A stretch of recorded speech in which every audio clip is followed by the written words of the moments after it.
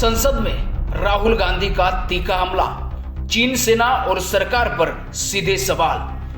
नमस्कार, मैं आपका दोस्त सुदर्शन अपाले आप सभी का स्वागत करता हूं हमारे अपने इस चैनल में जिसका नाम है राष्ट्र धर्म।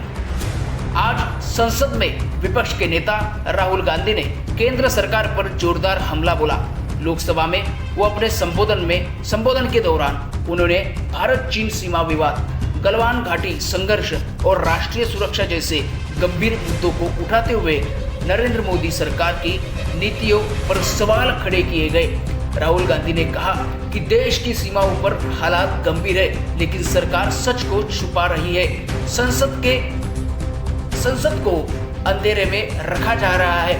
राहुल गांधी ने अपने भाषण में भारत के पूर्व सेना प्रमुख जनरल एम नरवणे की भी एक अप्रकाशित पुस्तक का हवाला देते हुए गलवान घाटी में हुई घटनाओं का जिक्र किया।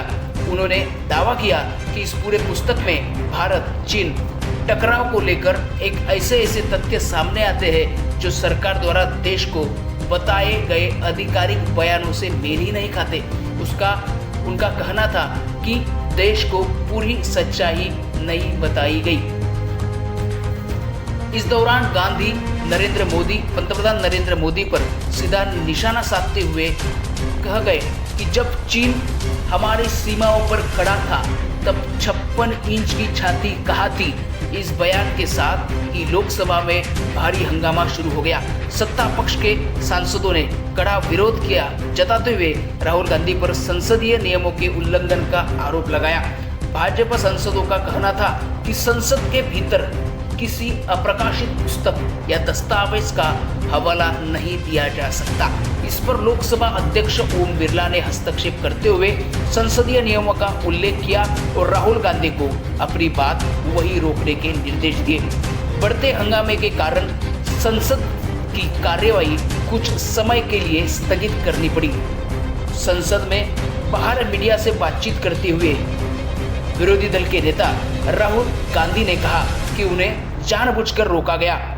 उन्होंने कहा कि मैंने जो कहा वह किसी मनगढ़ंत बयान पर नहीं बल्कि एक पूर्व सेना प्रमुख अनुभवों पर आधारित यह बात थी और यह एक राष्ट्रीय सुरक्षा से जुड़ा हुआ मुद्दा मेरा उठाना यह अधिकार है। और उन्होंने आरोप लगाया कि सरकार सच्चाई से डरती है और इसीलिए विपक्ष की आवाज दबाने की कोशिश सरकार करती है। इस पूरे घटनाक्रम के बाद संसद का माहौल पूरी तरह गर्म हो गया और एक और सरकार ने इसे राष्ट्रीय सुरक्षा एवं संसदीय मर्यादा का मुद्दा बताया, वही कांग्रेस ने इसे लोकतंत्र से सवाल पूछने की आज़ादी पर हमला करार दिया। कुल मिलाकर आज का दिन संसद के इतिहास में एक और हंगामेदार दिन के रूप में दर्ज हुआ। चीन जैसे संवेदनशील विषय पर सरकार और विपक्ष आमने सामने आ गए हैं और आने वाले दिनों में इस मुद्दे पर राजनीतिक टकराव और तेज होने की पूरी संभावना है।